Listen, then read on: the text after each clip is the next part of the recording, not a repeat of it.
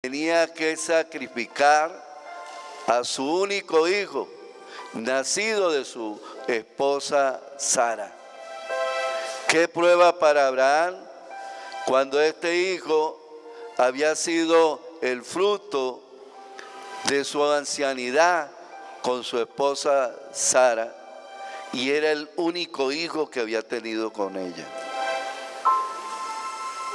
Pues hijos, así como el Señor puso en prueba a Abraham, así usted y yo estamos puestos en prueba, hijos. Por eso es lo que estamos viviendo. Por eso esta crisis que estamos enfrentando. Por esta realidad tan cruda que usted y yo estamos viendo, hijos. Y aquí, hijos, aquí, ante esta prueba, queda un signo bien claro. Esto únicamente lo puede parar el mismo Dios nuestro Señor.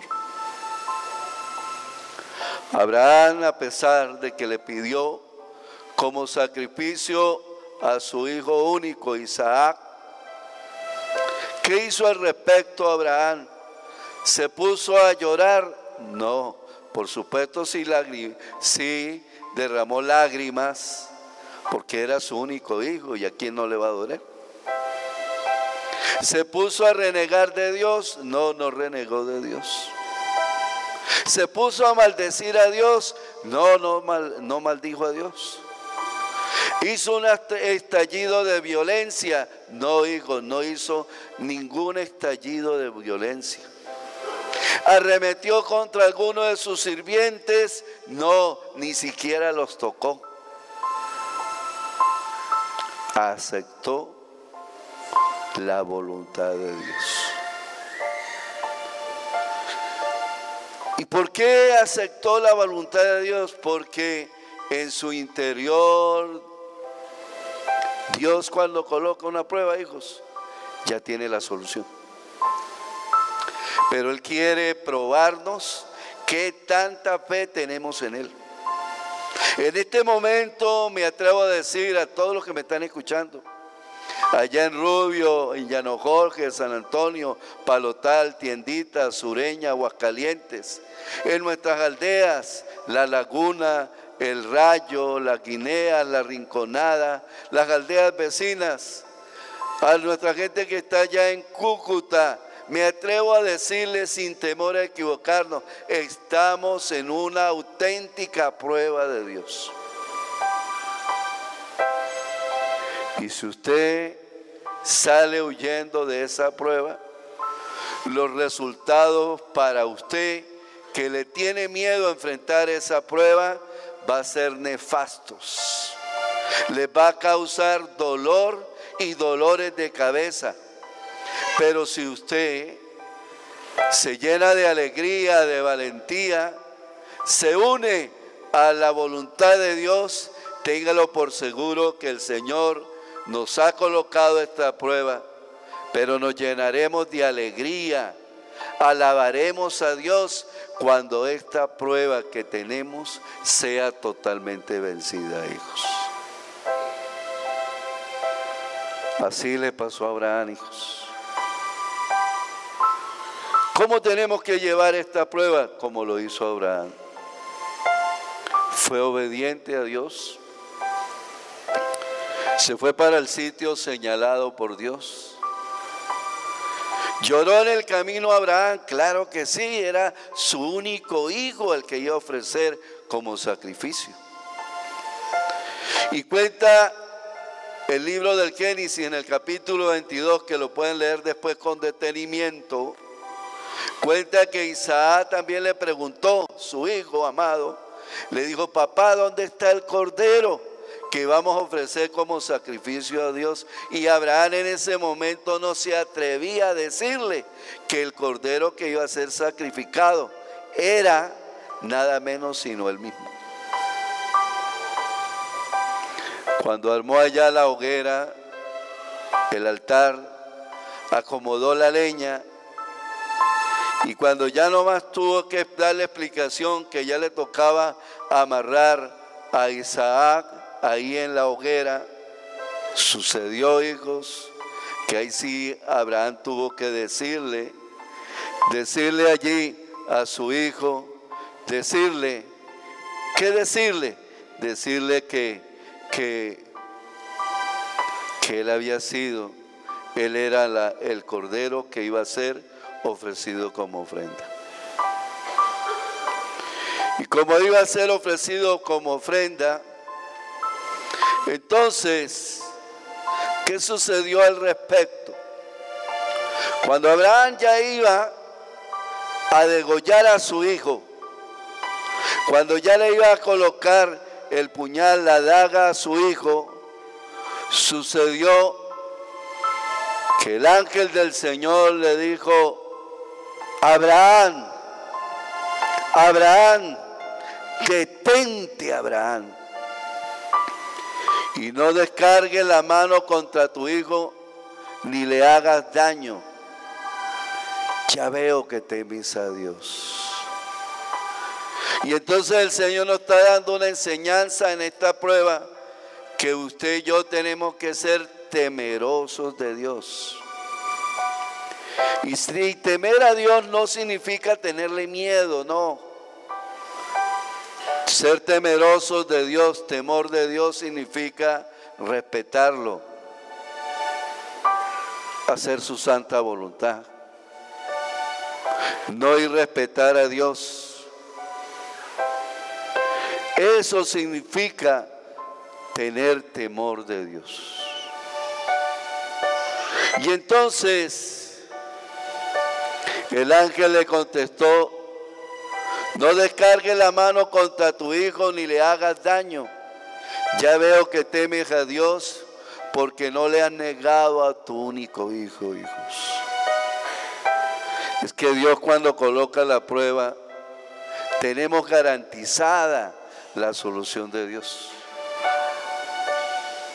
Es que cuando Dios coloca la prueba, Dios quiere probar qué tanto es nuestra fe. Porque nadie, hijos, nadie está por encima del poder de Dios.